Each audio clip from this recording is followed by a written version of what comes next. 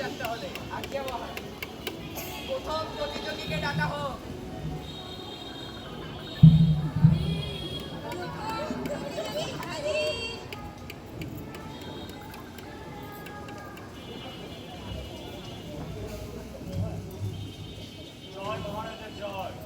তা মশাই, আপনি নিজেকে কেন শ্রেষ্ঠ বাঙালি মনে করেন?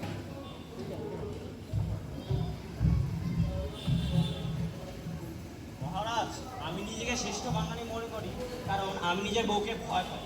কারণ বাঙালি এমন একটি জাতি যেখানে নারীদের তাদের প্রাপ্য মর্যাদা এবং সম্মান দেওয়া হয়, কিন্তু অন্য জাতিরা নিজেদের নিজেদের যে নারীদের তাদের প্রাপ্য সম্মান ও মর্যাদা দিতে জানে না। কিন্তু একজন বাঙালি হিসাবে আমি নিজের বউকে ভয় পাই এবং তাকে শ্রদ্ধা করি, তাই আমি শ্রেষ্ঠ বাঙালি।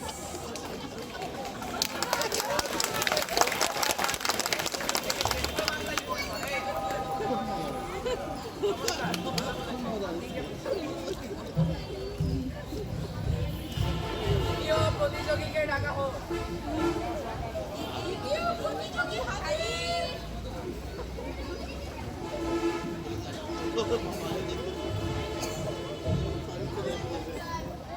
তা আপনি নিজেকে কেন শ্রেষ্ঠ বাঙালি মনে করেন? মহারাজ, আমি নিজেকে শ্রেষ্ঠ বাঙালি মনে করি আমি আমি আমার বাঙালিদের একটি শ্রেষ্ঠ গুণ আছে, যেটা হলো খুঁতখুঁতানি স্বভাব। যেমন আজকে আমার স্কুলে আমাকে পান্তা ভাত খাইয়েছিল, কিন্তু সেটাতে একদম জল ছিল না, আর শুধু সিদ্ধ ভাত হয়েছিল। আর আজকে এত গন্ধ মাছে, সেজন্য আমি আজকের মতন দিনে যদি শাক খাওয়াই, সেজন্য আমার খুঁতখুঁতানি স্বভাবের জন্য আমি নিজেকে শ্রেষ্ঠ বাঙালি মনে করি। তা আপনি নিজের খুঁতখুঁতে স্বভাবের জন্য নিজেকে শ্রেষ্ঠ বাঙালি মনে করেন? বুঝলাম, খুব ভালো বলেছেন। আপনি কে বলছেন? তৃতীয় প্রতিযোগীকে ডাকা হোক।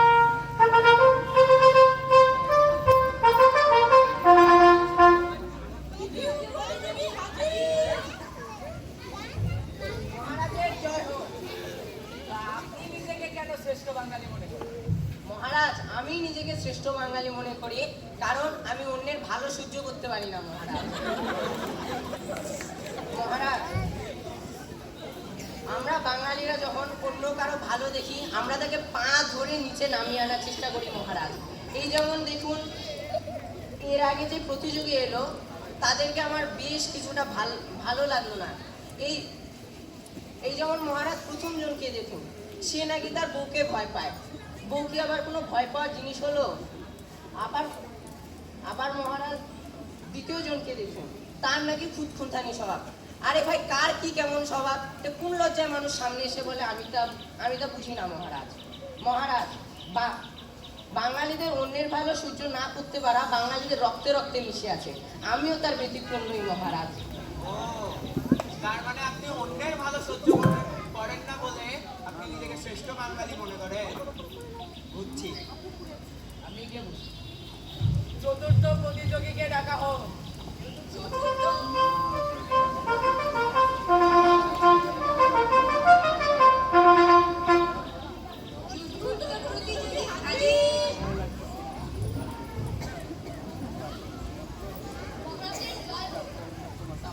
সকলের মধ্যে আপনি কেন শ্রেষ্ঠ বাঙালি?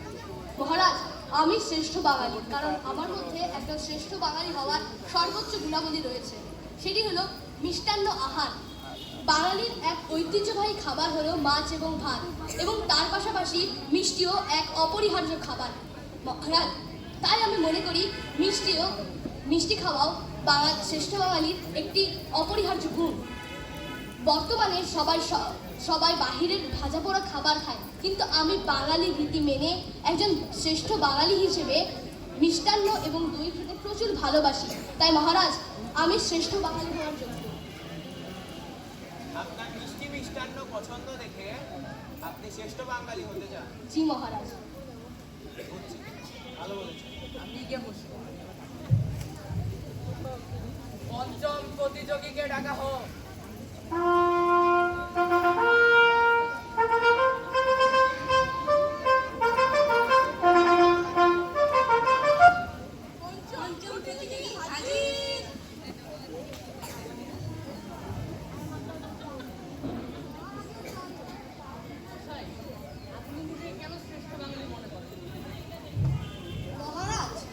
নিজেকে শ্রেষ্ঠ বাঙালি মনে করি কারণ আমি অন্যদের মতন সোজা সাপটা নয়, আমি চালাক। আমি লুকায় লুকায় সবার কথা শুনি, তাদের ঝগড়া গোপন কথা সব আমার জানা আছে। মানুষ যেখানে সত্য লুকায় তা আমি খুঁজে বের করি এবং রাজ্যের সবাইকে জানিয়ে দেই যেন তারা বিপদে না পড়ে। এই সমাজে ভালো মানুষ হয় নয়, কিন্তু বুদ্ধি ও কৌশল দিয়ে জিততে হয়, আর সেই কৌশল আমার কাছে আছে মহারাজ। তাই আমি নিজেকে শ্রেষ্ঠ বাঙালি হওয়ার যোগ্য মনে করি। আপনি অন্যদের কথা অন্যদের কানে দেন দেখে আপনি শ্রেষ্ঠ বাঙালি হতে চান। চমৎকার। ষষ্ঠ প্রতিযোগীকে ডাকা হোক।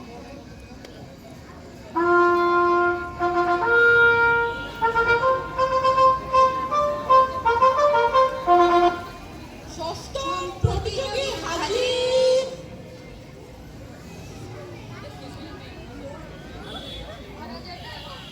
আপনি আপনাকে শ্রেষ্ঠ বাঙালি কেন মনে করেন? মহারাজ, আমি আমাকে শ্রেষ্ঠ বাঙালি মনে করি কারণ আমি একজন পরনিন্দক। আমি সবাইকে পরনিন্দা করার চেষ্টা করি। সব বাঙালির ভিতর পরনিন্দা স্বভাবটি রয়েছে এবং আমিও একজন পরনিন্দক। আমি সবাইকে তাদের খারাপ স্বভাব তুলে ধরি। যেমন আমি আমার ভাইকে বলি যে সে সবসময় বাসায় বসে থাকে, সে বাইরে একটু খেলার জন্যও যায় না। এবং আমি হচ্ছে পরনিন্দার জন্য অনেক কম। এবং আমি হচ্ছে সবাইকে পরনিন্দা করে সবার মনে একটি কষ্ট দেই, যাতে তারা একটি খাঁটি বাঙালিতে রূপান্তর হয়ে যায়। তাই আমাকে মনে হয় আমার যে সব গুণগুণ রয়েছে একটি শ্রেষ্ঠ বাঙালি হওয়ার। পরনিন্দার জন্য আপনি নিজেকে শ্রেষ্ঠ বাঙালি মনে করেন।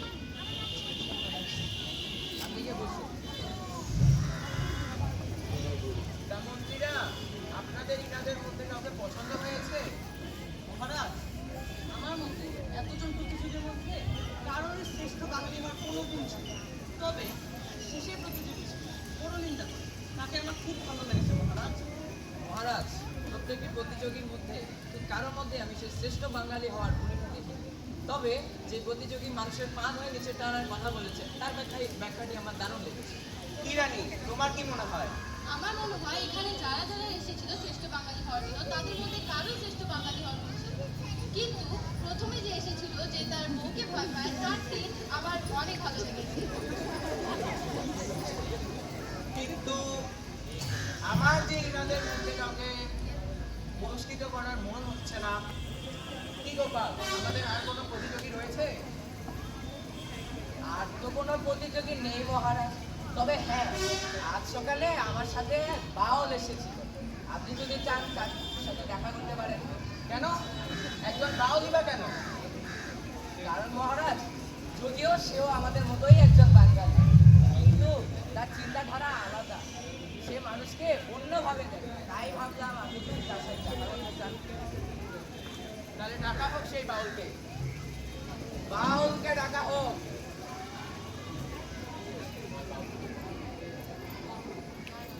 বাউল হাজির। নাম বসলে বলে হাটে রে তোরা, চললে বলে থাম থাম থাম থাম। রাজ্যে ছিল শাস্ত্রী সেপাই মন্ত্রী কয়েক জোড়া, হাতির সালে হাতি ছিল ঘোড়ার সালে ঘোড়া।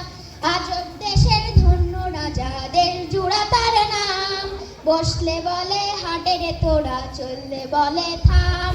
রাজ্যে ছিল সুখসারীদের গল্প ছিল কত, গল্পে তাদের রাজার কথা পুত্ত কইয়ের মতো। এই না ভেবে স্বপ্নে রাজা দেখেন সোনার ঘোড়া, প্রজায় দেখেন রাজার কাগজ দিয়ে গড়া। আজব দেশের ধন্য রাজাদের জুড়া তার নাম, বসলে বলে হাটে রে তোরা, চললে বলে থাম। মহারাজের জয় হোক। তুমি বুঝাতে চাচ্ছটা কি আসলে? রাজ্যের মানুষরা অভুক্ত, ঘরে ঘরে বাচ্চারা হাহাকার করে কাঁদছে দুমুঠো অন্নের জন্য, আর আমরা এখানে এত বড় আড়ম্বর অনুষ্ঠান করছি মহারাজ। বাঙালি তো একদিন সব করে পান্তা খায়, কিন্তু আমরা কি জানি কত ব্যক্তি খাদ্যের অভাবে জ্বালা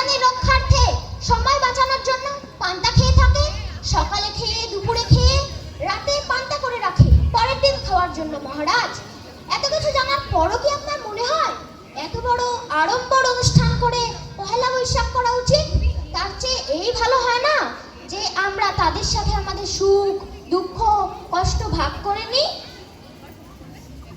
কিন্তু গোপাল, সে বুঝাতে চাচ্ছেটা কি আসলে?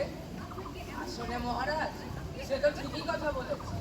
আমাদের এই রাজ্যে কত গরিব দুঃখী প্রজা রয়েছে, তাদের মধ্যে অনেকেই একা থাকে, তারা দুবেলা খাবার জোগাড় করতে পারে না। সে তো ঠিকই বলেছে, সেই আরম্ভ অনুষ্ঠান ভুলে গিয়ে আনন্দ না করে তাদের কথা চিন্তা করেছে। আমার মতে বাউলেরই হওয়া উচিত শ্রেষ্ঠ প্রতিযোগী। ভাই বাউল, তুমি কথাটি ভুল বলনি। এত আলোকসজ্জা পান্তা ভাতের উৎসব না করে আমরা যদি আজকে কৃষকদের পাশে দাঁড়িয়ে এবং দুঃখীদের সাহায্য করতাম, তাহলেই বরং আমাদের প্রতি ভালো হতো। তোমাকে এই প্রতিযোগিতায় পুরস্কৃত করা হবে।